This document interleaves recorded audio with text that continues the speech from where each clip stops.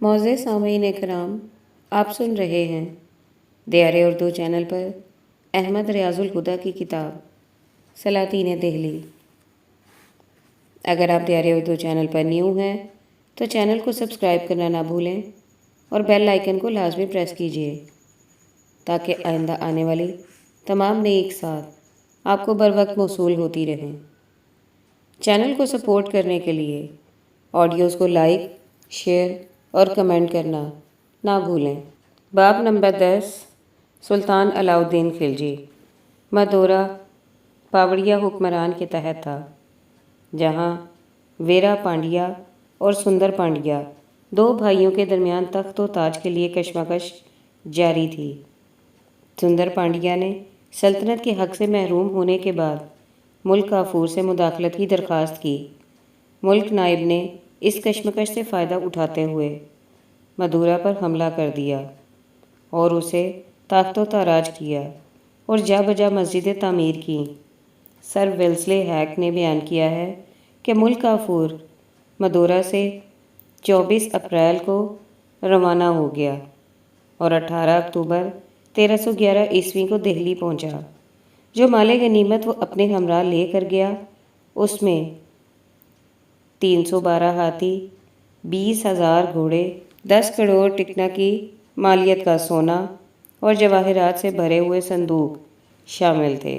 دیوگری کے راجہ رام دیو کے انتقال کے بعد شنکر راؤ دیو نے خراج دینے سے انکار کر دیا تھا اور دوارسمت کی مہم میں مدد کے لیے حاضر نہ ہوا تھا۔ 1312 عیسوی کو آخری مرتبہ ملک کافور کو دیوگری کے لیے نئے راجہ کی گوشمالی کے لیے تادیبی مہم پر روانہ کیا گیا۔ تمام مہاراشٹر میں لوٹ مچی اور راجہ تھوڑی سی مدافعت کر کے گرفتار ہو کر قتل ہوا۔ اس فتح کے بعد تمام جنوبی ہند ملک کافور کے قدموں میں تھا۔ تمام حکمران خاندان چولا، چیرا، پانڈیا، ہوسل، کاکت، یادو پامال ہو کر دلی کی عظمت کو تسلیم کر چکے تھے۔ 1312 عیسوی کے اختتام پر تمام شمالی اور جنوبی ہند علاء الدین کے زیر نگین تھا۔ سلطان علاء الدین سکندر ثانی بننے کے علاوہ پیغمبری کا دعویٰ بھی کرنے کا ارادہ رکھتا تھا۔ اس کا خیال تھا کہ جس طرح حضور صلی اللہ علیہ وآلہ وسلم کے 4 خلفاء حضرت ابوبکر، حضرت عمر، حضرت عثمان اور حضرت علی تھے، اسی طرح اس کے بھی 4 مصائب اعلیٰ خان، نصرت خان، ظفر خان اور الف خان ہیں۔ اس کا منشا تھا کہ تمام دنیا فتح کرنے کے بعد ایک ہمہ گیر مذہب دنیا میں رائج کرے، مگر اس کے مصائب خاص علاء الملک کوتوال دہلی نے اس کے اس ظن کو دور کرتے ہوئے کہا کہ مذہب اور شریعت خدا کی طرف سے نازل ہوتے ہیں، یہ انسان کے بس کی بات نہیں۔ پیغمبری کبھی بادشاہوں کو تفویض نہیں ہوئی اور نہ کبھی ایسا ہو سکتا ہے۔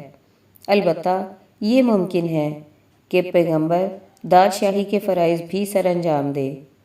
علاء الملک نے چنگیز خان کی مثال دیتے ہوئے کہا کہ اس نے مسلم ممالک اور شہروں میں خون کی ندیاں بہائیں، مگر وہ نیا مذہب قائم نہ کر سکا۔ مغل بے شک مسلمان ہوئے ہوں، مگر کوئی مسلمان منگول نہیں ہوا۔ اس نے کہا کہ یہ سکندر کا زمانہ نہیں ہے اور نہ ارسطو جیسے مشیر کار موجود ہیں۔ ان دلائل سے کوتوال نے سلطان کو قائل کیا اور اپنے تمام ہندوستان کو فتح کرنے کی ترغیب دلائی اور ساتھ ہی مشورہ دیا کہ اس کام کو سر انجام دینے کے لیے محفل شراب اور عیش و نشاط سے پرہیز ضروری ہے۔ علاء الملک کی ان باتوں کا سلطان پر خاطر خواہ اثر ہوا اور اس نے سوائے فتوحات کے سب ارادے ترک کر دیے۔ علاء الدین کا عہد بغاوتوں کا عہد کہلاتا ہے۔ سلطان نے خود بغاوت کے کشت و خون کے بعد تخت حکومت پر قبضہ کیا۔ خلجی دور کی بغاوتوں کا خاتمہ ملک کافور کی بغاوت پر ہوتا ہے۔ گویا جلال الدین سے لے کر خسرو شاہ تک تمام دور بغاوتوں کا دور کہلاتا ہے۔ مورلینڈ نے کہا ہے کہ ابتدائی دور کی بغاوتوں نے اسے سختی سے حکومت کرنے کے ڈھنگ سکھائے اور آئندہ اندرونی اور بیرونی امن کی بحالی اس کی حکمت عملی بن گئی۔ علاؤالدین باوجود جلالی تخت کے دعوے داروں کے کلا کما کے اپنے آپ کو حکومت کی مسند پر محفوظ خیال نہ کرتا تھا۔ جلالی امراء جو دولت کی ہوس میں اس کے طرفدار بن گئے تھے، مار آستین تھے جن پر کبھی بھی اعتماد نہ کیا جا سکتا تھا، بس ان کی جاگیریں چھین لی گئیں، ان کی اولاد کو بے دخل کر دیا گیا۔ جو ان میں بہت خطرناک سمجھے جاتے تھے ان میں بعض کو قید کر دیا گیا، بعض اندھے کر دیے گئے اور بعض کو موت کے گھاٹ اتار دیا گیا۔ اس حکمت عملی سے سلطان کو 1 کروڑ روپے کی بچت ہوئی، مگر اس کے باوجود بغاوتیں ختم نہ ہوئیں۔ جو ہی سلطان نے دلی سے باہر قدم رکھا، بغاوتوں کا سلسلہ شروع ہو گیا۔ ان بغاوتوں میں سب سے خطرناک حاجی مولا کی بغاوت تھی۔ سلطان کی عدم موجودگی میں باغیوں نے شہر کے دروازوں پر قبضہ کر کے خزانہ لوٹ لیا اور التمش کے خاندان کے فرزی ایک گمنام نوجوان کو تخت پر بٹھا دیا، مگر بغاوت جلد ہی فروغ کر دی گئی۔ باغیوں کو تحقیق کیا گیا، حتیٰ کہ کوتوال دہلی کے بیٹوں کو بھی سزائے موت دی گئی۔ حاجی مولا کی بغاوت کے بعد عمر اور رنگو خان جو بدایوں اور اودھ کے گورنر اور علاؤالدین کے بھانجے تھے، بغاوت پر آمادہ ہوئے، مگر دونوں کو گرفتار کر کے سلطان کے سامنے پیش کیا گیا اور سلطان کے حکم سے دونوں کی آنکھیں نکلوا دی گئیں۔ تیسری بغاوت سلطان کے بھتیجے اخت خان کی طرف سے ہوئی، جو اس کے اپنے لشکر میں موجود تھا۔ سلطان علاؤالدین رنبور کی مہم کے دوران میں شکار کے لیے روانہ ہوا۔ جب وہ اپنی فوج سے ہٹ کر کچھ فاصلے پر گیا تو اخت خان کے دل میں تخت و تاج پر قبضہ کرنے کا خیال پیدا ہوا۔ اسی جذبے کے تحت اس نے اپنے چچا پر قاتلانہ حملہ کر دیا۔ سلطان زخمی ہو کر گر پڑا۔ اخت خان نے سمجھا کہ سلطان کا خاتمہ ہو گیا ہے۔ اس نے شاہی خیمے میں آ کر اپنی بادشاہت کا اعلان کر دیا اور امراء سے حلف وفاداری لینا شروع کر دیا۔ وہ اپنے چچا کی حرم سرا میں داخل ہونے ہی والا تھا کہ خواجہ سرا ملک دینار نے مزاحمت کی اور کہا کہ جب تک سلطان کا سر پیش نہ کیا جائے گا وہ حرم سرا کے اندر داخل نہ ہو سکے گا۔ اتنے میں سلطان خود آ موجود ہوا اور علاؤالدین کی بجائے اخت خان کا سر قلم کر دیا گیا۔ تمام سازشوں کو موت کے گھاٹ اتار دیا گیا اور ان کے بیوی بچوں کو قید کر دیا گیا۔ علاؤالدین کے خیال میں ان پے در پے بغاوتوں کی خاص وجوہات تھیں۔ نمبر 1، محکمہ جاسوسی کی طرف سے لاپرواہی۔ نمبر 2، شراب نوشی کی عام اجازت۔ نمبر 3، امراء کا آپس میں میل ملاپ اور ان کی سازشیں۔ نمبر 4، شخصی جائیداد اور جاگیروں میں اضافہ۔ سلطان تمام حالات کا جائزہ لینے کے بعد انسداد کے لیے تیار ہو گیا۔ اس نے قاضی مغیث الدین سے دوران گفتگو میں کہا کہ بغاوتوں کے استحصال کے لیے میں ایسے احکام جاری کرتا ہوں جو استحکام مملکت اور رعایا کی بہبودی کے لیے ضروری ہوں۔ جب میں دیکھتا ہوں کہ لوگ میرے احکام کی نافرمانی کرتے ہیں تو میں انہیں اطاعت پر مجبور کرتا ہوں۔ میں یہ نہیں جانتا کہ یہ احکام شرع کے دائرے کے اندر ہیں یا نہیں۔ جو کچھ موقع محل کے مطابق اور حکومت کی بہتری کے لیے ضروری سمجھتا ہوں ویسے احکام جاری کر دیتا ہوں۔ عاقبت کی سزا اور جزا کا کچھ علم نہیں، مگر ان خیالات کے باوجود اسلامی معاشرت سے خارج نہ تھا۔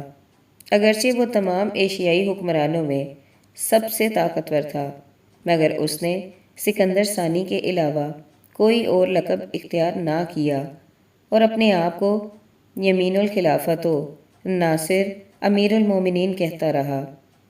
آئندہ بغاوتوں کی روک تھام کے لیے سلطان نے مندرجہ ذیل تدابیریں اختیار کیں۔ نمبر 1، محکمہ جاسوسی کو از سر نو ترتیب دیا گیا تاکہ مملکت کے دور دراز حصوں سے بھی صحیح حالات کا علم ہوتا رہے۔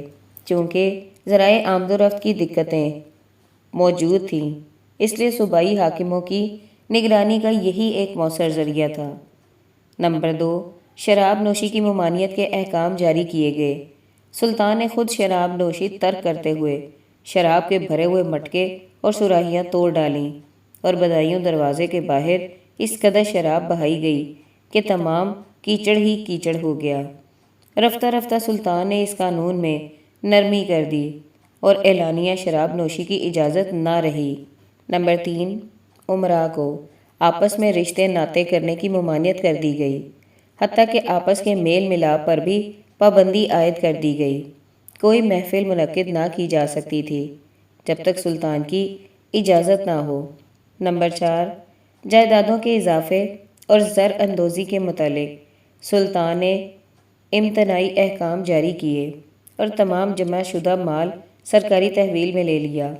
ضیاء الدین برنی نے لکھا ہے کہ سلطان نے حکم صادر کیا کہ جہاں کہیں کوئی موضع، ملک، انعام یا وقف کی صورت میں موجود ہو اسے فوراً خالصہ سرکاری اراضی میں شامل کر لیا جائے۔ لوگوں سے ہر ممکن طریقے سے روپیہ وصول کیا گیا، حتیٰ کہ سوائے ملکوں، امیروں، ملتانی سوداگروں اور صرافوں کے کسی کے پاس نقد رقم کی صورت میں ایک کوڑی تک باقی نہ رہی۔ ضبطی کا قانون اس قدر شدید تھا کہ چند ہزار ٹکنوں کے علاوہ باقی تمام پیشوں کی رقم، جاگیروں کے عطیے اور انعام واپس لے لیے گئے۔ روزی کی کشمکش میں اس قدر پریشان ہوئے کہ انہیں بغاوت کا نام تک بھول گیا۔ بعض مورخوں کا خیال ہے کہ علاء الدین کے عہد حکومت میں ہندوؤں کی حالت بہت خستہ تھی۔ ان کا تمام مال و دولت ضبط کر لیا گیا تھا، انہیں محتاج و نادار بنا دیا گیا تھا۔ ان کی عورتوں کو مسلمان گھروں میں ملازمت اختیار کرنی پڑی تھی، مگر یہ قوانین صرف ہندوؤں ہی کے لیے نہ تھے، مسلمانوں کے ساتھ بھی ایسا ہی سلوک کیا جاتا تھا۔ قانون کے نفاذ میں ہندو اور مسلمانوں کی تمیز روا رکھی نہ جاتی تھی۔ منگولوں کی روک تھام اور فوجی مہمات کے لیے لشکر عظیم کی ضرورت تھی۔ اس مقصد کے لیے اشیاء اور اجناس کی اوزانی کا ہونا لازمی سمجھا گیا۔ اس کے ساتھ ساتھ یہ بھی خیال کیا گیا ہے کہ اجناس کی ارزانی کے سبب لوگوں کے پاس اتنی بچت نہ ہو کہ وہ فکر معاش سے آزاد ہو سکے۔ علاء الدین اس تدبیر کو عملی جامہ پہنانے کے لیے ضروری سمجھتا تھا کہ تمام اشیاء کی قیمتیں مقرر کر دی جائیں تاکہ اجناس اور فوج کے لیے اسلحہ ارزاں دستیاب ہو سکے اور خزانے پر بوجھ نہ پڑے۔ چنانچہ ایک فوجی کی سالانہ تنخواہ 234 ٹکا 40 ٹکا 1 روپیہ چاندی اور الاؤنس 78 ٹکا مقرر کیا گیا۔ اسی تنخواہ میں اسے سال بھر 2 گھوڑے رکھنے پڑتے تھے۔ گھوڑوں کا ساز و سامان اور اپنا اسلحہ خریدنا پڑتا تھا اور اپنے بیوی بچوں کی پرورش بھی کرنی پڑتی تھی۔ چنانچہ ملک فقیر الدین کے مشورے سے، جو مشیروں میں سب سے بزرگ تھا، حکومت کی طرف سے تمام اشیاء کی قیمتیں مقرر کر دی گئیں، جن میں خاص مندرجہ ذیل ہیں۔ چنانچہ ملک فقیر الدین کے مشورے سے، جو مشیروں میں سب سے بزرگ تھا، حکومت کی طرف سے تمام اشیاء کی قیمتیں مقرر کر دی گئیں۔ سبزی، پھل، کلا، ٹوپی، کنگھی، جوتا، سوئی، گویا سب چیزوں کی قیمتیں مقرر تھیں، حتیٰ کہ غلام اور لونڈیوں کی قیمتیں بھی مقرر کر دی گئیں۔ چنانچہ ایک خادمہ کی تنخواہ 5 سے 12 ٹکے سالانہ تک ہوتی تھی۔ غلام کی قیمت 10 سے 15 ٹکا، خوبرو سفرچی ملازم لڑکا کی 20 سے 30 ٹکا، گھوڑوں میں اول درجہ گھوڑے کی قیمت 100 سے 120 ٹکا، دوم درجہ 80 سے 90 ٹکا اور سوم درجہ 65 سے 70 ٹکا مقرر تھی۔ گائے اور بکریوں کی قیمت سستا کم ہوتی رہتی تھی۔ گائے کی قیمت 2 سے 4 ٹکا تک اور بکری کی 10 سے 14 شیتل تک ہوتی تھی۔ سرکاری زمینوں سے لگان جنس کی صورت میں وصول کیا جاتا تھا۔ گیہوں کا ذخیرہ سرکاری مال گوداموں میں محفوظ رکھا جاتا تھا تاکہ خشک سالی اور قحط سالی کے موقع پر کام آ سکے۔ دوآبا کے علاقے میں گنگا و جمنا کا درمیانی علاقہ 100 کوس کے اندر زمینداروں کو 10 من سے زائد گندم رکھنے کی اجازت نہ تھی۔ فالتو گندم الاؤنس دار وپاریوں بنجاروں کے علاوہ کسی اور کے پاس فروخت کرنے کی اجازت نہ تھی۔ قحط سالی کے زمانے میں ایک خریدار کو نصف من سے زیادہ گندم نہ مل سکتی تھی۔ یہ وہی نظام ہے جس پر موجودہ دور میں راشننگ سسٹم کا انحصار ہے۔ اقتصادی حکمت عملی کو کامیاب بنانے کے لیے منڈی کا شہنا سرکاری افسر مقرر کیا گیا۔ اس کو حکومت کی طرف سے علاوہ جاگیر، اقطاع، سوار اور پیادوں کے بہت سے اختیارات تفویض ہوئے۔ اسی کے معتمدوں میں سے ایک کو شکنا کا نائب مقرر کیا گیا اور شہنا منڈی کے علاوہ 2 اور افسر اور اہلکار وریدہ منڈی اور جاسوس منڈی میں مقرر تھے۔ ان تینوں کا کام بادشاہ کو غلے کے نرخ اور منڈی کا حال پہنچانا ہوتا تھا۔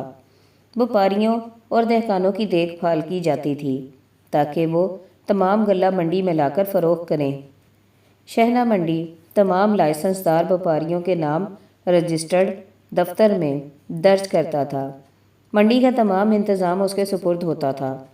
اگر بھیڑ زیادہ ہو جاتی تھی یا قحط کے زمانے میں محتاج منڈی میں زیادہ گھس آتے تھے جن کا انتظام مشکل ہو تو تمام تر ذمہ داری شہنا منڈی کی ہوتی تھی۔ ایک مرتبہ خلاف ضابطہ شہنا منڈی نے قحط کے زمانے میں گیہوں کے نرخ میں 8 چتل فی من بڑھانے کی درخواست کی، جس پر اسے 21 کوڑے کی سزا دی گئی۔ وپاریوں میں اگر کوئی کم تولتا تھا یا بے قاعدگی کرتا تھا تو کڑی سے کڑی سزا دی جاتی تھی۔ کپڑے کے کنٹرول ضبط کے لیے علیحدہ منڈی بنائی گئی جسے سرائے عدل کہا جاتا تھا۔ ہر قسم کا کپڑا خواہ سرکاری ہو یا سوداگروں کا یا مضافات کا بنا ہو، سب منڈی میں مقررہ نرخوں پر فروخت ہوتا تھا۔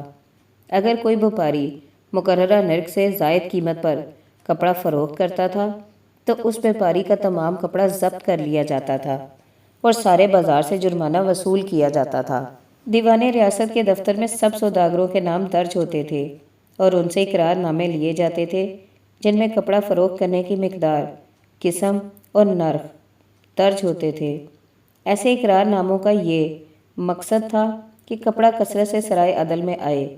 سرائے عدل کے تمام عہدیدار ملتانی سوداگر تھے جنہیں شاہی خزانے سے 20 لاکھ روپے پیشگی دوسرے ممالک سے کپڑے کی خرید کے لیے ملتا تھا جو سرکاری نرخ پر فروخت ہوتا تھا۔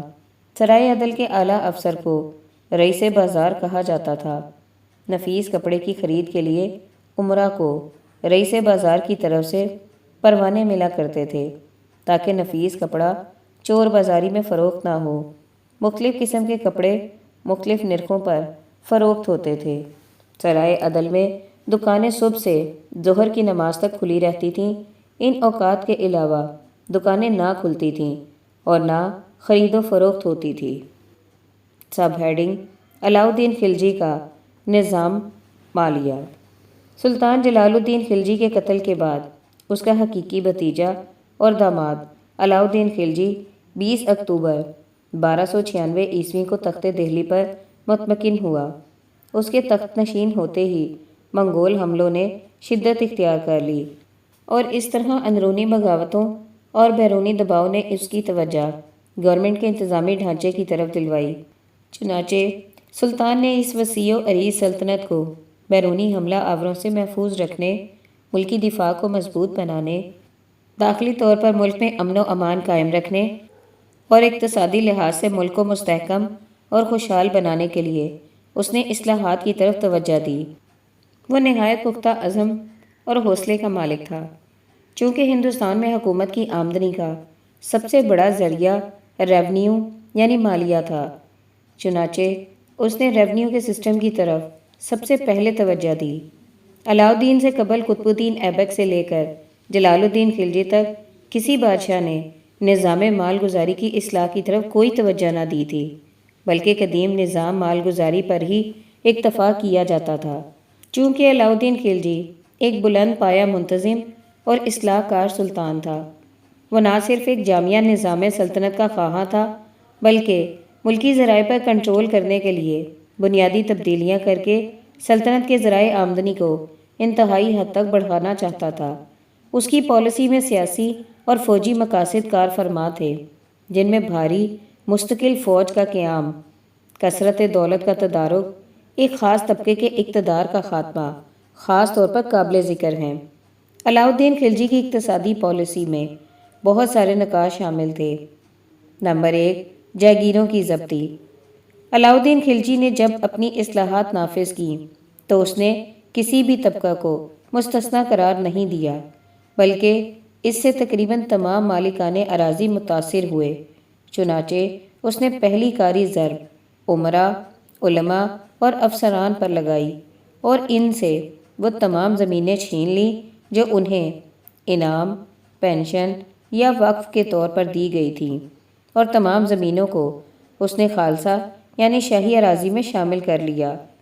علماء، امراء اور دوسرے اہل لوگوں کو گرانٹس دینے کا رواج بہت پرانا تھا۔ اس سے پہلے بلبن کو اقتداری کے خاتمہ کے لیے کچھ مشکلات کا سامنا کرنا پڑا تھا، اور آخرکار بلبن کو فخر الملک کی اپیل پر اس مقصد کو نظر انداز کرنا پڑا تھا، جس کی وجہ سے آہستہ آہستہ یہ لوگ سست ہو گئے اور اس کے ساتھ ساتھ ان کی طاقت میں بھی اضافہ ہوتا گیا۔ چنانچہ علاؤ الدین نے اپنی تخت نشینی کے بعد اس مسئلے کی طرف خصوصی توجہ دی اور اپنے مقربین سے طویل مشورے کے بعد عین حکومت کے کنٹرول میں لانے اور ان کی آمدنی کو خزانے میں جمع کرنے کا مصمم ارادہ کر لیا۔ اس نے بلبن کے برعکس اس کو پورا عملی جامہ پہنایا اور اس نے بغیر کسی تفرقے کے بہت سی جاگیریں ضبط کر لیں۔ بعض مورخین کے مطابق اس نے ساری جاگیریں ضبط کر لی تھیں، اور بعض مورخین کے مطابق اس نے کچھ جاگیریں ضبط کی تھیں۔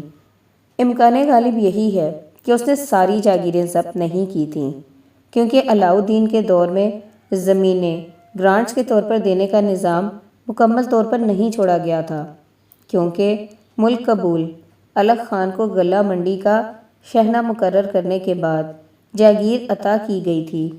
اس کے علاوہ برنی کے بقول ایسے امراء جن کی زمینیں نہیں ہوتی تھیں، انہیں قلت کے دنوں میں راشن کی صورت میں غلہ مہیا کیا جاتا تھا، جس سے صاف ظاہر ہوتا ہے کہ ایسے امراء موجود تھے جن کے پاس زمینیں تھیں۔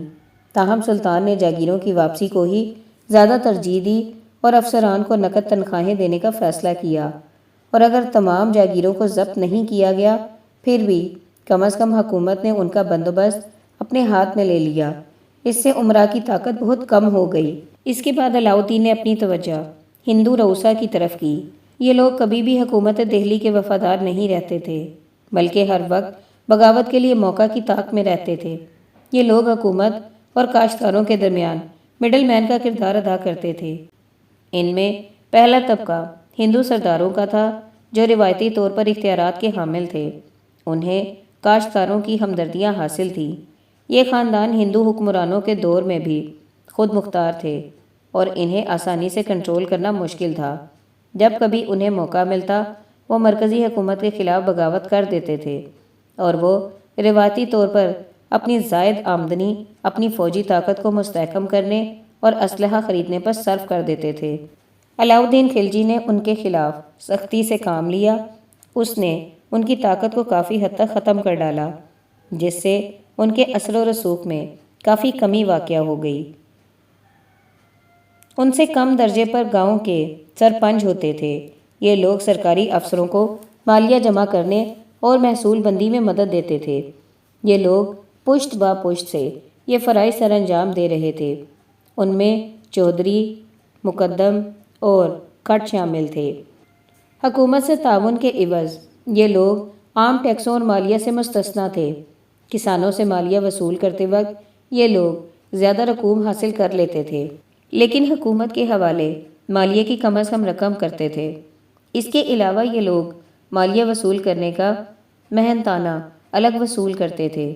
اس طرح یہ لوگ خاصے مالدار تھے۔ بعض نے پیادہ ملازمین بھی رکھے ہوئے تھے، جن کے ذریعے یہ کسانوں پر روب ڈالتے اور سرکاری حکام کو خاطر میں نہ لاتے تھے، بلکہ موقع پا کر حکومت کے خلاف بغاوت کر دیتے تھے۔ چنانچہ سلطان نے ان ہندو مقدموں اور چودھریوں کا زور توڑنے کے لیے ان کی تمام مراعات منسوخ کر دیں اور عام لوگوں کی طرح ان پر مساوی ٹیکس لگائے۔ مالیہ کی وصولی کا حق بھی ان سے چھین لیا گیا تاکہ ان کا اور معمولی کاشتکاروں کا فرق مٹ جائے اور کاشتکاروں پر ان کے حقوق کا بار نہ پڑے۔